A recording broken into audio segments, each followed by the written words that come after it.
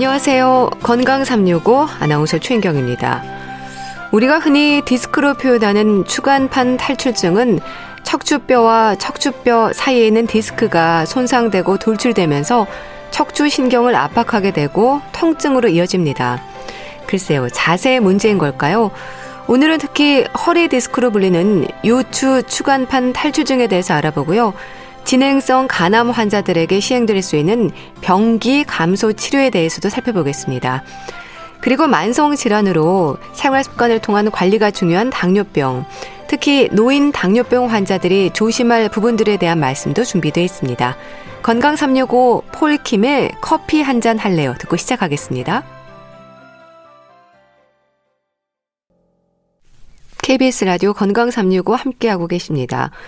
허리 디스크, 목 디스크, 허리 디스크 탈출증, 목 디스크 탈출증, 요추 추간판 탈출증, 경추 추간판 탈출증. 우리가 흔히 사용하는 같은 의미의 말들입니다. 여러 이름으로 불릴 만큼 흔한 척추 질환의 위험인데요. 디스크는 왜 그렇게 제자리를 벗어나는 걸까요? 디스크가 탈출하는 이유가 궁금한데요. 오늘은 특히 요추 추간판 탈출증에 대해서 말씀 듣겠습니다. 한양대학교 병원 정형외과 최성훈 교수와 함께합니다. 교수님 안녕하세요. 네, 안녕하세요. 한양대병원 최성훈입니다. 네, 교수님 디스크, 추간판 같은 말인 거죠? 네, 그렇습니다. 총 7개가 있는 경추와 5개가 있는 요추, 척추뼈 사이를 지탱해주고 있고 움직일 수 있게 해주는 구조물이 추간판입니다. 네. 이를 의학용어로 디스크라고 하고요. 따라서 디스크랑 추간판은 같은 용어라고 할 수 있습니다. 네. 그런데요, 추간판 탈출이라는 표현을 하는 건 왜 그렇습니까? 나이가 들면 퇴행성 변화를 겪게 되는데요. 예. 추간판 내 수액을 감싸는 섬유륜이 강도가 약해집니다. 섬유륜의 강도가 약해진 상태에서 풍선이 부풀듯이 추간판이 부풀거나 섬유륜의 특정 부위가 솜니불이 트어지듯이 간격이 벌어지면서 추간판 안에 있는 수액이 빠져나올 수가 있습니다. 네. 이것을 이제 추간판 탈출증이라고 하고요. 예. 따라서 정상 추간판 내 구조물이 밖으로 빠져나오면서 염증 반응을 일으키거나 신경을 누르게 되는데 이것을 이제 추간판 탈출증이라고 말할 수가 있는 거죠. 네. 요추 추간판 탈출증이 흔해서 그런가요? 허리 통증이 있을 때 흔히 4번, 5번 디스크에 문제가 있다는 말을 하거든요. 실제 그런가요? 네. 증상이 없는 성인들도 대개 한 50대가 되면 추간판의 퇴행성 변화는 거의 90%에서 관찰이 된다고 합니다. 예. 아마 알게 모르게 젊었을 때보다 얼굴에 주름이 들듯이 요추의 추간판에도 주름이 든 것이라고 생각을 하면 됩니다. 네. 또 요추는 정상적으로 C자 형태의 전망곡을 그리게 되는데요. 이 중에서도 하부 요추 두 마디인 요추 제4, 5번이나 요추 5번 제 천추 1번 사이에서 이 전체 요추 망곡의 3분의 1을 담당을 하게 됩니다. 네. 따라서 이 망곡이 큰 하부 요추일수록 추간판의 변성도 더 잘 생기는 거고 그런 이유로 대부분의 추간판 탈출증이 요추 제4, 5번에서 많이 생기게 됩니다. 네. 통증은 왜 생기는 건가요? 통증이 생기는 이유는 여러 가지가 있지만 그중에서도 가장 중요한 두 가지는 첫 번째는 기계적인 압박이고 두 번째는 염증 반응입니다. 먼저 기계적인 압박이라고 하는 것은 탈출된 추간판이 뒤쪽으로 이동하게 되면 예. 척추관이라고 하는 내부의 신경들이 지나가는 통로가 있는데요. 이 통로에서 탈출된 추간판에 의해서 막히게 돼서 신경이 눌려서 생기는 증상들이 나타나게 됩니다. 예를 들어서 우리가 잘 때 팔을 잘못 두고 눌린 적이 있으면 다음날 되게 팔이 하루 종일 저릴 때가 있잖아요. 네. 그것처럼 만성적으로 탈출된 추간판에 의해서 신경이 눌리게 되니까 해당 신경의 감각 부위인 다리나 뒤쪽 엉치 부위가 뻐근하고 저린 증상이 지속될 수가 있습니다. 네. 또 하나는 이제 염증 반응인데요. 소위 인터루킨 1 베타, TNF 알파 이런 염증 매개 물질들이 있는데요. 이 물질들이 탈출된 추간판 주위에 몰려들게 됩니다. 정상적으로는 통증에 반응하지 않는 게 추간판인데 이런 염증 매개 물질들이 많아지게 되면 통증에 반응하는 수용체가 추간판에 없던 게 생기게 됩니다. 이러면서 만성적인 추간판에 의한 통증, 요통이 발생을 할 수가 있습니다. 네. 저린 증상 얘기하셨는데요. 그냥 허리가 아프다는 말로 표현을 하지만 증상에 대해서 이렇게 나타나는 불편감도 많지 않습니까? 두 가지 형태로 나누어 볼 수가 있습니다. 직접적인 신경 압박에 의한 하지 방사풍이랑 추간판 탈출증 자체로 인해서 요통이 생기는 그런 경우가 있습니다. 네. 저는 이제 환자분들께 추간판 탈출증으로 인해서 관절통과 신경통이 각각 발생할 수 있다고 말씀을 드리는데요. 먼저 추간판의 퇴행성 변화가 관절통을 유발하게 돼서 요통이라든지 천장관절 주위에 통증을 유발할 수가 있고요. 예. 또 하나는 탈출된 추간판이 뒤쪽의 신경근을 압박하게 되면서 신경통이 발생하게 되어서 허리는 아프지 않더라도 엉치 부위의 통증이나 다리 뒤로 당기는 증상, 당김 증상이 생길 수 있다고 말씀을 드립니다. 네. 병원에 가면요. 진료실에서 누워서 다리를 들어보라고 하더라고요. 뭘 확인하는 건가요? 네, 그것은 하지 직거상 검사라고 합니다. 요추 제4호번이나 요추 제5번, 천추 제1번 사이에서 추간판 탈출증이 생기면 예. 다리 뒤쪽으로 가는 좌골신경이 압박이 되게 됩니다. 이 좌골신경을 더 늘리는 자세가 다리를 들어 올리는 자세라서요. 이 추간판 탈출증의 위치가 대략적인 어느 부위인지 또 추간판 탈출증이 맞는지 이걸 진단하는 검사가 하지 직거상 검사라고 해서 다리 누워있는 상태에서 다리를 들어 올리는 검사입니다. 네. 그리고 나서 검사를 하지 않습니까? 엑스레이, CT, MRI, 조영술도 있는데 각각 다른 부분을 확인하는 건가요? 우선 엑스레이는 기본 검사로 퇴행성 척추증이 있는지, 추간판 높이가 감소되어 있는지, 혹은 이제 역동적 검사라고 해서 허리를 굽히거나 펴는 상태에서 엑스레이를 찍을 수가 있는데요. 네. 이 검사로 척추의 불안정증, 즉 어느 부위가 더 특별히 약해진 부위가 있는지 확인하기 위해서 엑스레이 검사를 합니다. 그리고 다음에 CT나 MRI 검사를 시행할 수가 있는데요. 추간판이나 신경 구조물을 더 잘 볼 수 있는 검사는 MRI가 더 정확합니다. 예. 하지만 이제 경우에 따라서 CT가 필요한 경우도 있습니다. 신경을 누르는 구조물이 뼈와 관련된 골성 구조물인지 이런 것들은 CT가 더 정확하게 볼 수가 있습니다. 예. 또 후종인대 고라증 같은 질병이 동반되어 있는지 확인할 때도 좀 더 CT가 정확하다고 볼 수 있습니다. 네. 자세를 좀 살펴보는 것도 증상 완화에 도움이 되지 않을까 싶은데 어떨까요? 네, 맞습니다. 특히 이제 수면 자세에서 무릎 아래로 베개를 넣는 자세가 좋다라는 얘기를 많이 하시는데요. 네. 저도 추간판 탈출증으로 하지 방사통, 즉 다리가 심하게 저리고 당기는 증상을 호소하시는 환자분들께는 꼭 무릎 아래에 베개를 놓고 주무시라고 말씀을 드리고 있습니다. 이게 무릎이 약간 굴곡되는 자세가 좌골신경이 주행이 가장 짧아지는 상태이기 때문에 신경이 눌려지는 것 외에도 고무줄처럼 당겨지면 더 통증을 심하게 유발을 할 수가 있습니다. 무릎을 약간 굽히고 있으면 추간판 탈출증으로 인한 하지 방사통을 줄일 수가 있기 때문에 네. 특히 이제 주무실 때 무릎 아래에 베개를 놓고 주무시는 게 도움이 된다고 말씀을 드리고 있습니다. 네. 약물도 처방되지 않습니까? 네. 추간판 탈출증에 대해서 기본 치료 원칙을 말씀드리면 좋겠습니다. 수술을 하지 않은 한 보존적 치료가 1차로 권장이 되고요. 예. 이 보존적 치료는 모든 환자분들께 권장을 드리고 있습니다. 그리고 그 보존적 치료 중에 첫 번째 단계가 휴식과 약물 처방입니다. 약물 처방에는 비스테로이드성 소염 진통제와 필요할 때 근이완제 또 신경통증을 억제해주는 약물 처방이 필요합니다. 네.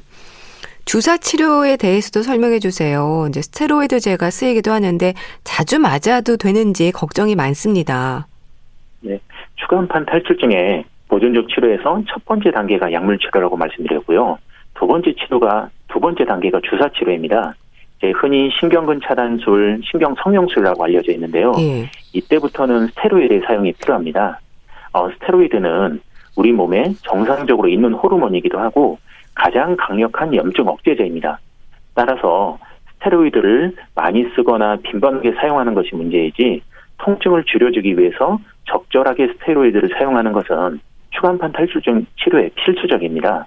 지금 당장 통증이 심한 환자분들께는 우선 급한 불을 먼저 끄고 향후 적절한 치료에 대해서 천천히 관리하는 쪽으로 치료 방향을 잡자고 말씀드립니다. 네. 물리치료는 어떨까요? 찜질, 고주파, 견인치료까지 다양한데 어떤 경우에 효과를 느낄 수 있을까요? 네, 물리치료나 견인치료 등은 추간판 탈출 중에서 어느 정도 효과가 입증된 보존적 치료 중에 하나입니다.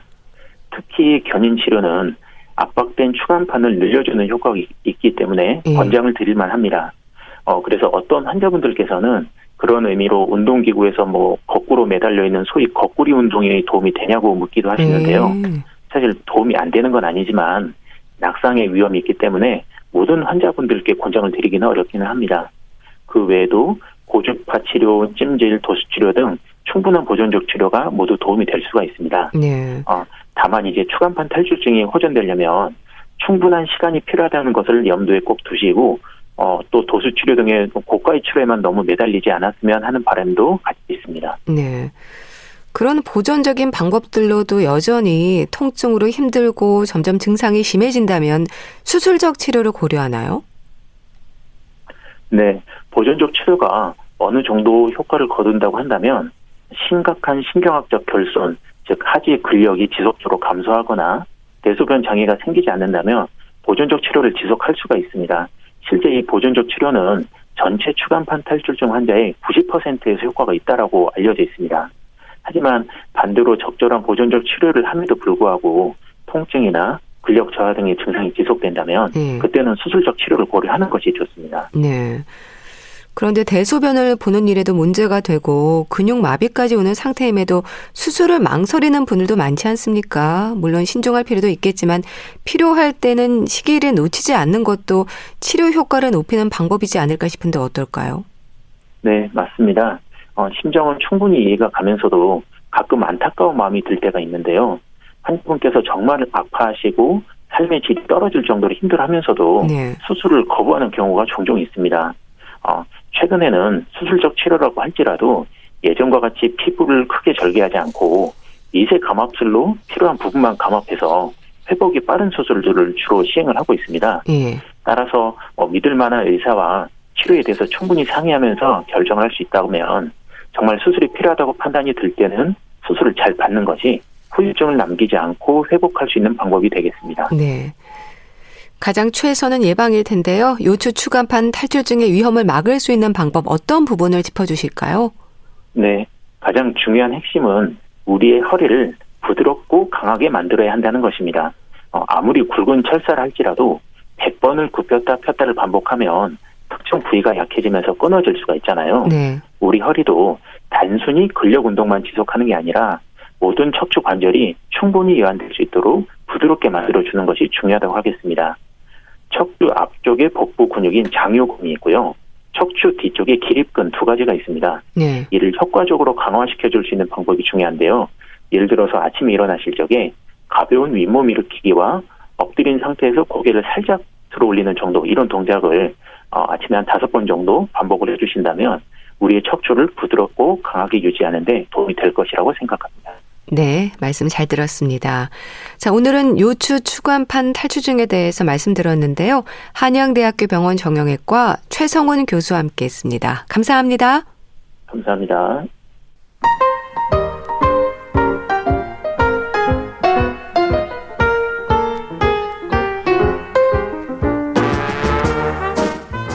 건강한 하루의 시작. KBS 라디오 건강 365. 최윤경 아나운서의 진행입니다.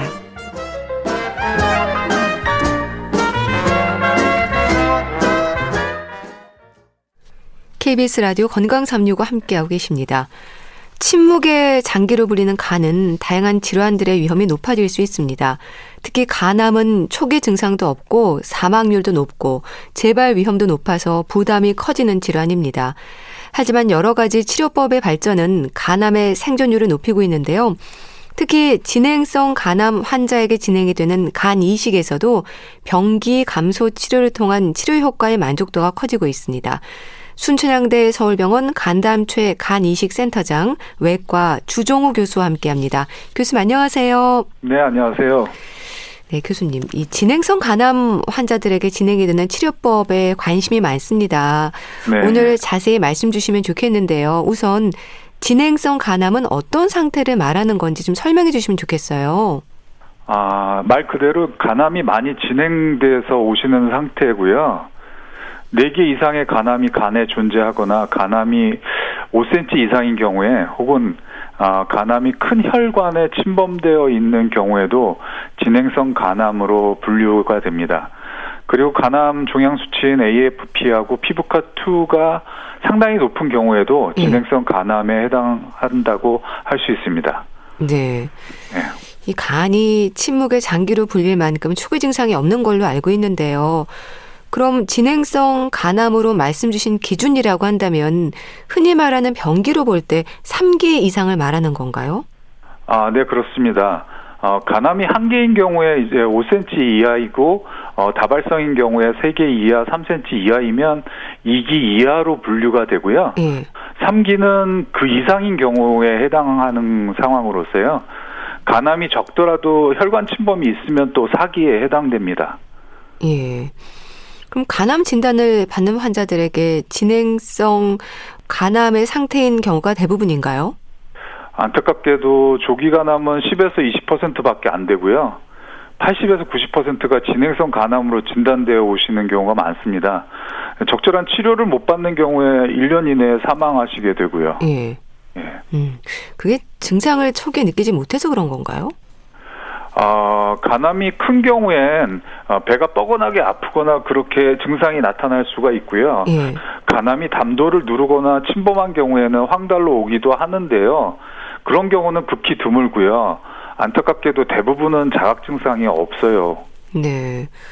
그러니까 진행성 간암의 상태에서는 환자들이 느끼는 증상이 그럼 별로 없는 겁니까? 증상으로 병원을 찾게 되는지도 궁금한데요. 네, 예. 증상이 거의 없이 오는 경우가 대부분이에요. 네. 네. 그 진행성 간암 환자들에게는 이제 간 이식이 가장 확실한 치료법이 아닐까 싶기도 한데요. 이식 전에 진행하는 병기 감소 치료법이라는 게 있다면서요. 네. 진행성 간암에서 우리가 이제 그 간이식 전에 간동맥에 약을 주입하는 간동맥 색전술이라는 게 있을 수가 있고요. 예. 고주파로 간암을 녹이는 고주파 치료도 적용할 수가 있고요. 그리고 방사선 치료나 항암 치료 이런 모든 방법들을 이제 그 병합해서 적용할 수가 있어요. 그렇게 병합해서 적용을 했을 때 이제 그 진행성 간암을 크기를 줄이거나 종양 수치를 현저히 낮추는 방법이 병기 감소 치료법이라고 할 수 있습니다. 네. 그러니까 간동맥 색전술이나 항암 치료를 통해서 종양의 크기를 줄이고 재발 위험도 낮춘 후에 이식을 진행을 한다는 건가요? 네, 예. 그 병기 감소 치료가 성공적인 경우에 간이식을 진행하면 재발률을 20에서 30% 정도까지 낮출 수가 있어요. 예. 병기 감소 치료가 성공적일 수 있는 확률은 한 70에서 80% 정도 됩니다. 꽤 높은 수치죠. 예. 그렇게 병기를 감소시키는 치료부터 하고 이식을 하면 어떤 기대를 할 수 있는 걸까요? 생존율을 높일 수 있는 건가요? 재발률을 크게 낮추게 되고요. 결과적으로 생존율을 높일 수 있게 되는 건데요. 통상적으로 성공적인 병기 감소 치료 후에 간이식하면은 70에서 80%에서 5년 장기 생존하는 것으로 보고되고 있습니다. 예. 그런 경우에 간 이식 같은 경우는 생체 간 이식을 말하는 건가요? 안타깝지만 우리나라에서는 뇌사자 간이식은 중환자실에서 위중한 환자분들에게만 공여받을 수가 있어요. 그래서 그렇기 때문에 가족 간에 이루어지는 생체 간이식이 이 병기 감소 치료 후에 적용될 수가 있겠죠. 예. 그럼 공여자라든지 적합성도 그렇고 여러 조건들이 맞아야 하는 부분도 있을 텐데요. 병기 감소 치료법을 진행하는 시기라든지 하는 부분도 있습니까? 병기 감소 치료 후에 생체 간이식이라 해서 달라질 건 없고요. 통상적인 생체 간이식 조건에 부합되면 가능한데요. 피 검사가 거의 정상이고 간의 크기가 기증을 할 정도로 커야 합니다. 요즘은 혈액형이 달라도 특수 처치를 하고 이루어지는 혈액형 불일치 생체 간이식도 활발히 이루어지고 있습니다. 시기적으로는 병기 감소 치료법을 적용한 후에 치료 반응을 3에서 6개월 정도 확인 후에 진행하는 것이 좀 더 안전하다고 할 수 있습니다. 네. 참 이 병기 감소 치료법이 환자들에게 많은 위로가 될 텐데요. 그렇게 종양의 크기를 줄이거나 하는 방법으로 병기를 낮춘 후에 이식을 진행하는 경우가 점점 늘고 있습니까? 기억에 남는 환자들도 많을 것 같은데요. 아직까지 보편적이지는 않습니다만 저는 2012년부터 26명의 진행성 간암에서 병기 감소 치료 후에 간이식을 해서 95% 5년 장기 생존율을 확보할 수 있었고요. 예. 이 환자들을 포함해서 126명의 간암에서 간이식 한 후에 87% 이상에서 5년 생존율을 확보할 수가 있었습니다. 기억에 남는 환자 중에는 56세 남자 환자가 9년 전에 12cm의 아주 커다란 간암으로 종양 수치도 많이 증가되어 있는 상태에서 이제 저한테 오셔가지고 병기 감소 치료를 받고요. 네. 간암의 크기하고 이제 종양 수치를 현저히 낮춘 후에 아들이 간을 기증하는 생체 간이식을 받게 됐습니다. 그리고 나서 지금 9년 넘게 재발 없이 잘 지내고 있는 분이 있습니다. 그리고 7cm 간암과 간문맥의 종양 혈전이 동반된 여자 환자분이요. 네. 간동맥 색전술과 방사선 치료로 간암의 크기를 현저히 줄인 다음에 종양 수치도 거의 정상으로 만들고요. 병기 감소 치료 후에 이제 혈액형이 다른 남편분이 간을 기증해서 생체 간이식하고 나서 지금 2년 넘게 두 분 다 건강히 잘 지내는 분도 있습니다. 네. 네.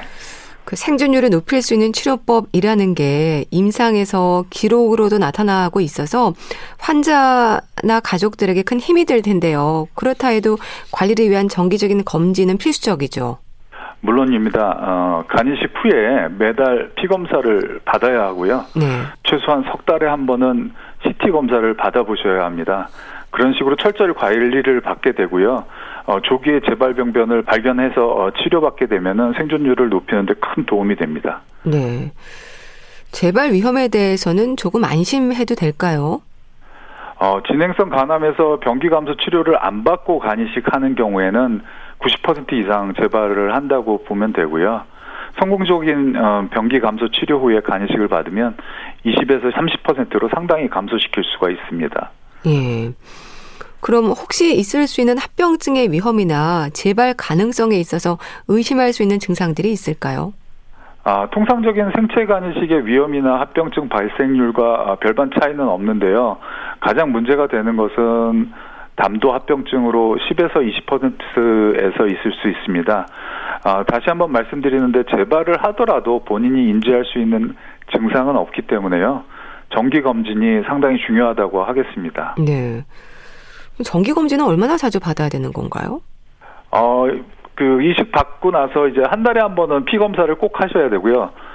석 달에 한 번 정도는 CT를 꼭 찍어봐야 됩니다. 네. 진행성 간암 환자들의 생존율을 높이기 위한 병기 감소 치료법의 단계가 가능하다는 게 참 다행이라는 생각이 드는데요. 전반적으로 간 이식에 있어서 우리나라는 이식률이 좀 높은 편입니까? 서양이나 우리나라나 그렇게 크게 차이는 없고요. 이식률이라는 거는. 네. 근데 우리나라에서는 생체 간이식이 많이 보편화돼 있어서요. 90% 이상 생체 간이식에 의존하고 있습니다. 예. 자, 오늘 간 이식에 대한 그 말씀을 들었는데요. 간암 예방을 위해서 신경 써야 하는 부분들이 있다면 좀 짚어주세요. 예, 우리나라는 B형 간염하고 C형 간염, 술 등에 의해서 이제 주요 간암 원인으로 알려져 있는데요. 간염이 있는데 술을 드시는 것은 자살행위입니다. 네. 절대 술 드시면 안 되겠습니다. 네. 비알코올성 지방간의 경우에도 간암의 위험으로 지적이 되지 않습니까? 예, 물론 맞습니다.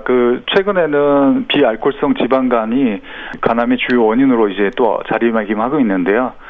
비만 인구가 늘어나면서 상당히 많이 증가되고 있어요. 그래서 그런 것도 조심해야 될 것 같습니다. 예. 자, 오늘은 진행성 간암 환자들에게 진행이 되는 병기 감소 치료법에 대해서 알아봤는데요. 순천향대 서울병원 간담체 간이식센터장이신 외과 전문의 주종호 교수와 함께했습니다. 감사합니다. 감사합니다. KBS 라디오 건강365 함께하고 계신데요. 핑크 마티니의 헤이 유진 듣고 다시 오겠습니다.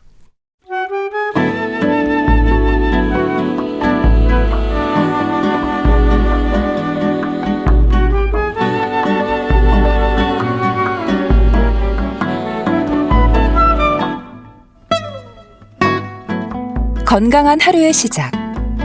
KBS 라디오 건강365 최윤경 아나운서의 진행입니다.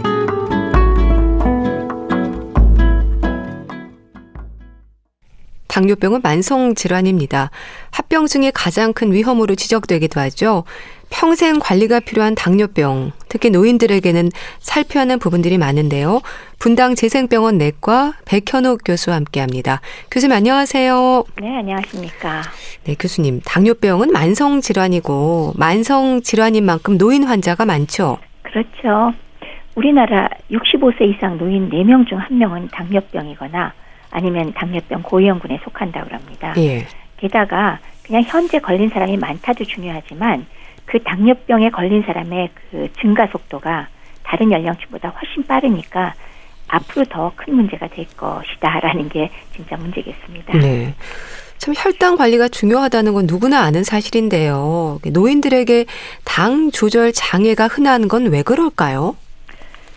일반적으로 얘기할 때 이제 나이가 들수록 노인이 되면 10살씩 나이가 먹으면 공복 혈당이 1mg%씩 올라가고요. 예. 식후 2시간 혈당이 5 내지 10mg%씩 올라간다고 합니다. 그럼 도대체 왜 노인이 되면 혈당이 오르는 걸까? 네. 뭐 명쾌한 답이 없을 때 우리 하는 얘기 있죠. 노화 같다. 네. 그래서 뭐 노인의 제2형 당뇨병 같은 경우는 사실은 인슐린 저항성이 증가되고 또 노화에 의해서 췌장의 그 아일랜드의 기능에 장애가 생겨서 오는 것이다. 뿐만이 아니라 나이가 드시면 또 심장 기능 떨어지잖아요. 네. 그렇게 떨어지거나 이뇨제 같은 걸 드시는 분들 많이 계신데 이런 것들 역시 내당능을 악화시키기 때문에 전부 다 당뇨가 생기기 쉬운 그런 요소가 된다라고 말씀을 드릴 수 있습니다. 네. 또 당뇨병은 합병증의 위험에 더 조심해야 한다는 지적입니다. 이게 당뇨병 치료가 중요한 이유이기도 하겠죠. 맞지요. 단순히 피 속에서 당의 수치가 높기만 하지만 내가 사는데 아무 지장이 없다.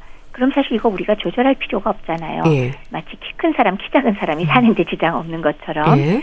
근데 문제는 지속적으로 혈액 속에서 당이 높을 경우에 여러 가지 합병증을 유발한다는 건데요. 뭐 급성이라고 한다면 갑자기 뭐 저혈당에 빠지거나 혹은 고혈당에 빠져서 케톤산증이나 고삼찰성 고혈당 증상 이런 것들은 뭐 혼수에 빠지거나 심지어 사망하는 경우도 있으니까 일단 심각하고요. 네. 근데 이제 주변에 둘러보시면 그 당뇨 환자들이 만성적으로 어떤 질환을 갖고 있나 좀 느낄 게 있는데요. 우선 왜 둘러보시면 심장 문제 있다 그러고 계속 약 드시는 분 계십니다. 예. 되게 심근경색하고 연관이 되죠. 그다음에 중풍, 사실 뭐 뇌졸중이죠. 뇌졸중 환자 역시 당뇨랑 연관되는 경우 많고요. 예. 또 당뇨발이라고 들어보셨잖아요. 이거 시작해갖고 뭐 심지어는 하지 전체 절단하는 사람도 볼 수가 있고 또 나 당뇨병인데 눈이 안 보여 하는 분도 계시고 또 만성 신부전 동반되는 분 많죠. 그러니까 어느 한 곳이 문제가 아니고요. 완전히 전신질환답게 곳곳에 문제를 일으킨다는 게 문제입니다. 네. 그러니까 합병증의 위험이 그렇게 몸의 특정 부위가 아니라 전신으로 나타날 수 있어서 걱정인데요. 그러니까 혈관 질환부터 콩팥 그리고 안과적인 문제까지 참 다양하게 나타나네요. 그렇죠. 매우 다양하게 뭐 여러 가지가 나오는데 예를 들면 심근경색증 왜 생기냐? 아, 혈관 합병증으로 동맥경화가 생깁니다. 네. 그래서 심장에 혈관이 막히니까 생기고 뇌혈관이 막히면 뇌졸중 중풍이 생기고요. 그리고 당뇨발도 하지에 동맥에 폐쇄성 동맥경화증이 생겨서 피가 안 통해서 생기는 거거든요. 그리고 혈액투석 환자의 상당수를 보면 대부분 당뇨병으로 인해서 만성신부전 왔기 때문에 되는 것도 있고 예. 또 망막의 혈관 과증식에 의하면 시력이 소실되는 등 정말 다양합니다. 근데 그렇게 전신으로 합병증의 위험이 생길 수 있는 건 왜 그럴까요? 지속적으로 혈관 내 당이 높으면 어디에 문제가 될까 하면은 혈관 합병증을 유발하게 돼요. 예. 그래서 당뇨 합병증 그냥 간단하게 요약하면 혈관 합병증과 신경 합병증 두 가지다라고 말할 수도 있습니다. 근데 이제 혈관이 온몸을 말하자면 이어주는 그런 그 혈관망이잖아요. 예. 그러니까 그게 어디에 가느냐에 따라서 여러 가지 문제가 생기는 거죠. 그래서 혈관 합병증을 작은 혈관 합병증, 미세혈관 합병증과 큰 혈관, 대혈관 합병증으로 나누는데요.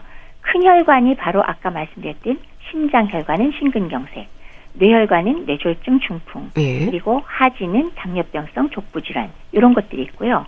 작은 혈관을 침범하는 게 바로 당뇨병성 망막병증으로 시력을 잃어버리는 경우가 있고 그다음에 콩팥이 망가져서 혈액을 투석하게 되는 경우가 있고요. 예. 그거 외에 이제 당뇨병성 신경병증이 있는데요.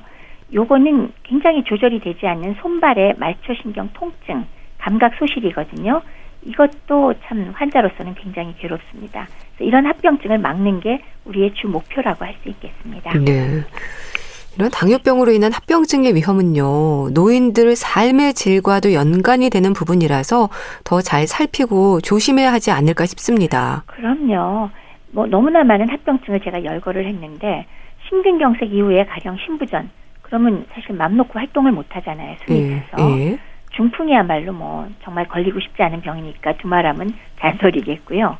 말초 신경염은 약물로 조절이 사실 잘 안 됩니다. 이 통증이나 저림이. 그래서 잠도 잘 못 자고 삶의 질하고는 정말 상극일 정도로 불편하고요. 네. 당뇨 발로 인해서는 발가락, 발, 그러다가 하지 전체까지 절단하는 경우가 물론 발생할 수 있고요.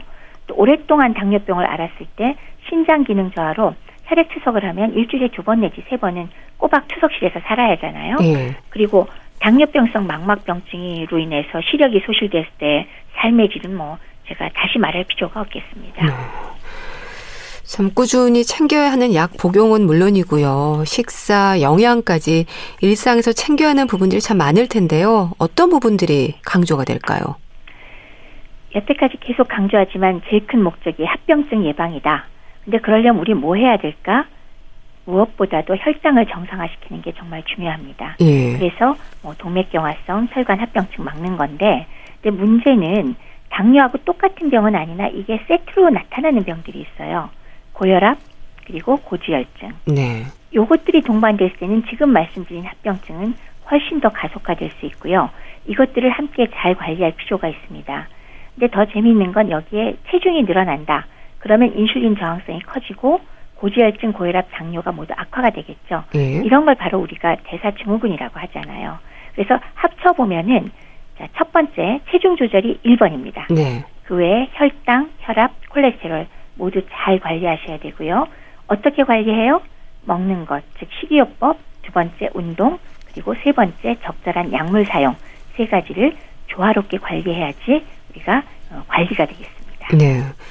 그런데 이런 체중 관리에 있어서도요, 단순히 숫자로 표시가 되는 체중뿐 아니라 근육도 중요하지 않습니까? 이제 체지방과 근육, 특히 근감소증에 대해서는 무심할 수 있는 부분이지 않을까 싶은데 어떨까요?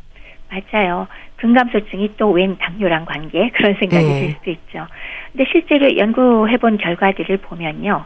당뇨병 환자는 근육량의 감소 속도가 당뇨병 걸리지 않은 환자들보다 2배 이상 빠르다 그럽니다. 그리고 실제로 65세 이상 당뇨병 환자는 근감소증의 발생 위험도가 2배에서 많게는 4배까지 높다고 해요. 네. 그러니까 일단 관계가 있어 보이고요. 그럼 왜 그러냐? 인슐린 저항성으로 근육의 동화작용이 줄고, 즉 근육을 만드는 작용이 줄어들고요. 또 비만세포에서 나오는 염증 반응을 증가시키는 물질로 인해서 근육 노화와 그리고 근육의 미토콘드리아 기능이 줄어들면 그걸로 인해서 근감소증이 발생한다고 합니다. 예. 그럼 반대는 어떨까? 근감소증이 있으면 당뇨병 가능성이 높을까 낮을까? 네, 마찬가지로 당뇨병 위험성도 또 높아진다고 합니다. 따라서 우리가 체중을 관리하겠다 그럴 때 무조건 굶어서 살 빼고 그 체중의 숫자로 표기된 것만 감소시키는 걸 목적으로 하면은 곤란하겠죠. 예. 상당히 중요한 것은 근육량이 줄지 않도록 잘 관리해야 되는데, 그러기 위해서는 저항성 운동을 포함한 꾸준한 운동, 그리고 단백질 섭취는 충분히 하면서 체중 관리를 해주셔야 되겠다라고 네. 말씀을 드리고 싶네요. 네. 이 노인 당뇨병 영양관리라는 표현도 하지 않습니까? 그럼 교수님, 비교적 젊은 층의 당뇨병 관리와 노인들의 당뇨병 영양관리 어떻게 이해할까요? 젊은 사람들의 당뇨병 관리는 조금 전에 왜 뭐 여러 가지 합병증을 막으려면 뭐 혈당을 정상화시키는 게 제일 중요하다고 말씀을 드렸어요. 네. 그러니까 그쪽의 목표는 혈당의 정상화입니다. 근데 노인들은요, 약간 달라요.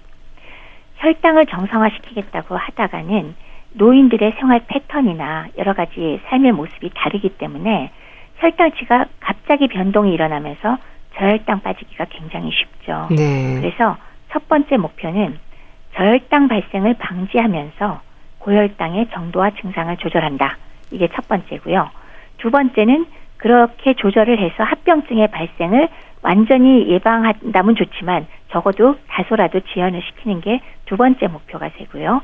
세 번째는 그 결과로 환자가 어느 정도 건강한 전신 상태를 유지하고 소위 말해서 독립성을 유지하는 의존적인 생활이 되지 않도록 하는 거, 네. 이 세 가지 정도를 목표로 한다. 그래서 제일 중요한 거는 뭐다? 저혈당을 피한다가 되겠습니다. 네. 또 노인의 특성상 뭐 치아 상태나 미각 또 후각까지 감각의 문제들도 영양 관리에 문제가 될 수 있을 텐데요. 실제로 힘들어하는 분들이 많을 것 같아요. 맞아요.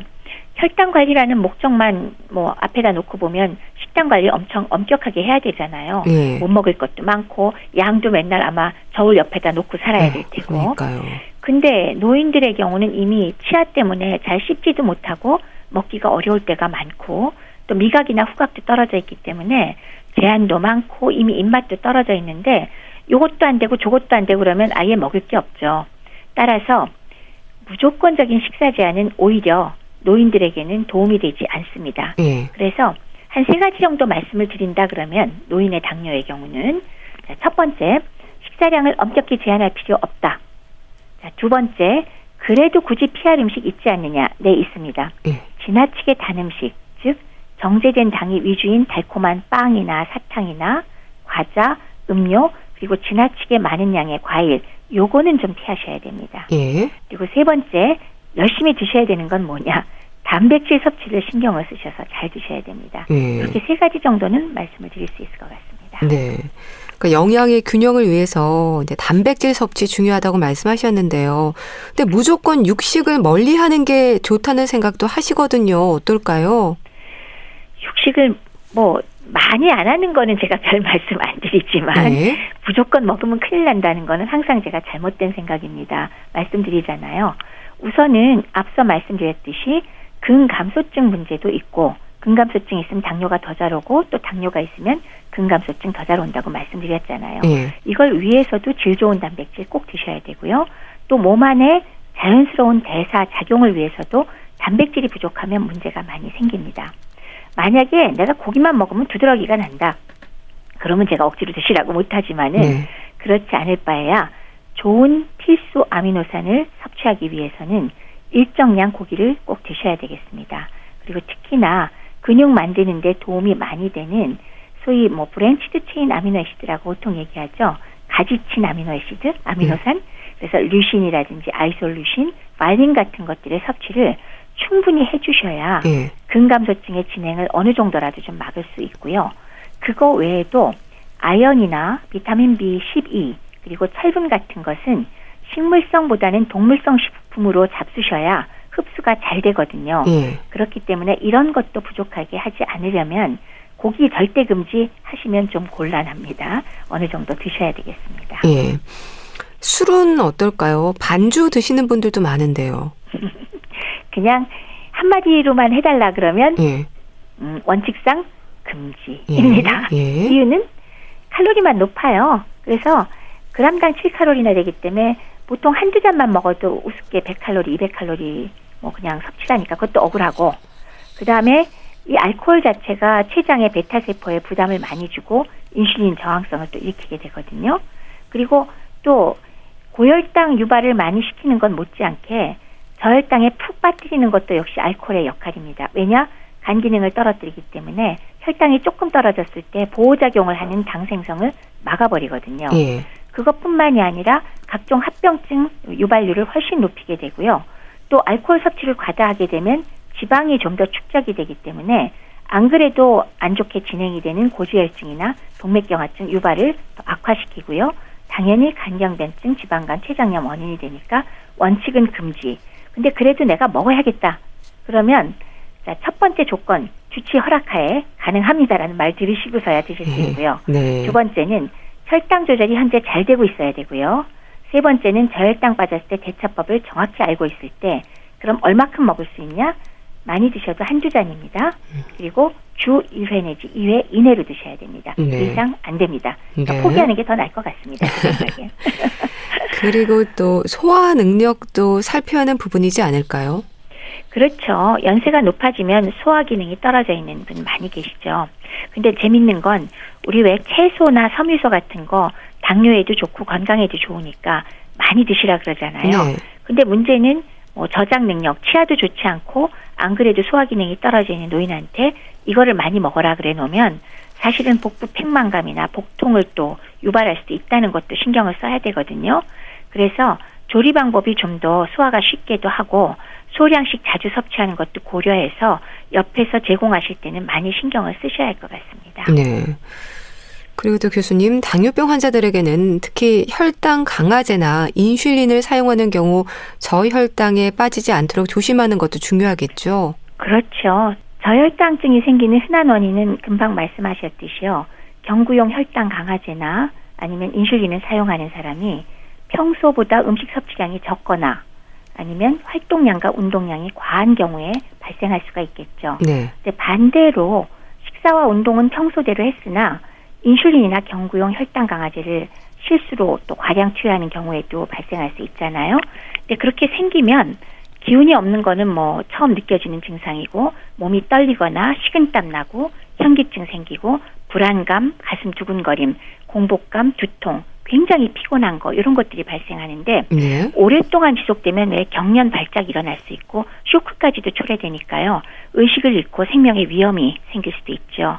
그래서 이런 증상 나타나는 초기에 바로 저혈당이 더 진행되기 전에 혈당을 올릴 수 있는 음식 같은 것들을 섭취해서 빨리 피하도록 하는 게 중요하겠습니다. 네. 그럼 저혈당의 위험은 불규칙한 식사라든지 식사 습관과 연관이 있을까요? 우리가 왜 혈당이 높다고 해서 사용하는 혈당 강화제나 주사를 사용하는 인슐린은 사실 지능이 없잖아요. 네. 그러니까 우리가 조금 먹었다고 걔들이 작용을 적게 하고 그러지는 않거든요.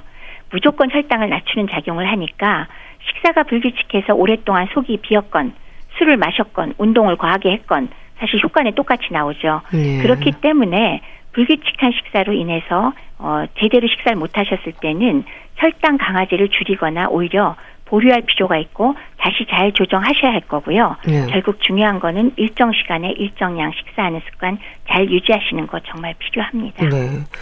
또 젊은 층의 당뇨병 환자들보다요. 노인 당뇨병 환자들에게 저혈당의 위험은 더 높습니까? 많이 높습니다. 예. 여러 가지 이유가 있지만 만약에 약간 혈당이 떨어지는 경향이 있을 때 정상 젊은 사람들의 경우는 췌장에서 글루카곤 호르몬을 분비해서 간에서 당을 생성하도록 해서 조절을 합니다. 근데 노인은 간 기능, 췌장 기능 떨어졌으니까 이 대처가 잘 안 되고 저혈당 증상도 인지를 못하니까 혼수 빠지기 쉽거든요. 예. 그다음에 두 번째 이유라면은 불규칙한 식사 자체로도 저혈당 발생 가능성이 높은 데다가 노인들 대부분 병이 많으니까 약제를 많이 복용하잖아요. 예. 그로 인한 상호작용 또한 저혈당 유발이 되기 쉽고요. 세 번째라면 또 오랫동안 당뇨를 앓다 보니까 당뇨병성으로 콩팥 기능이 떨어지거든요. 그러다 보면 지속적으로 먹던 혈당 강화제가 서서히 몸에 쌓이면서 대사 배설이 안 되니까요. 약효가 또 과해지는 걸 인지 못할 때 또 생길 수가 있고 네. 그다음에 또 노인들 인지 기능 조금씩 떨어져 있을 때 많잖아요. 그러면 밥을 까먹고 안 먹거나 약을 2번 먹거나 이런 것들이 전부 다 저혈당 빠질 가능성을 굉장히 높입니다. 네. 자, 그럼 노인 당뇨병 환자들의 일상 좀 혈당 관리를 위해서 꼭 지켜야 하는 부분들 짚어주세요. 네. 첫 번째는 규칙적인 식사 하셔야겠죠? 그러면서 어떤 내용으로 골고루 드시되 채소와 특히 단백질 충분히 드시는 게 필요할 거고요. 그러나 음식 종류는 지나치게 제한할 필요는 없습니다. 예. 자, 세 번째는 제한할 필요가 없다고 해서 그러면 이런 것도 많이 먹어도 되느냐. 조금 문제가 될 거는 말씀을 드린다면 지나치게 단 음식은 그래도 피하시고 과일 너무 많이 먹지 마시고요. 그리고 술 절제 저는 아예 금주 권합니다. 그다음에 요거는 먹는 것이었고요. 운동으로서는 저항성 운동을 반드시 포함해서 규칙적인 운동 하시고요. 네. 그다음에 마지막으로 연세 높은 분들은 혈당 강화제 사용 경우에 저혈당을 정말 주의해 주십사 하는 거고 종합해서 얘기했을 때 너무나 스트레스 받지 말고 즐겁고 활기 있게 사셨으면 좋겠습니다. 네, 알겠습니다. 자, 오늘은 노인들의 당뇨병 관리에 대해서 말씀 들었는데요. 분당 재생병원 내과 백현옥 교수와 함께했습니다. 말씀 감사합니다. 네, 고맙습니다. 보아의 Only One 보내드리면서 인사드릴게요. 건강365 아나운서 최인경이었습니다. 고맙습니다.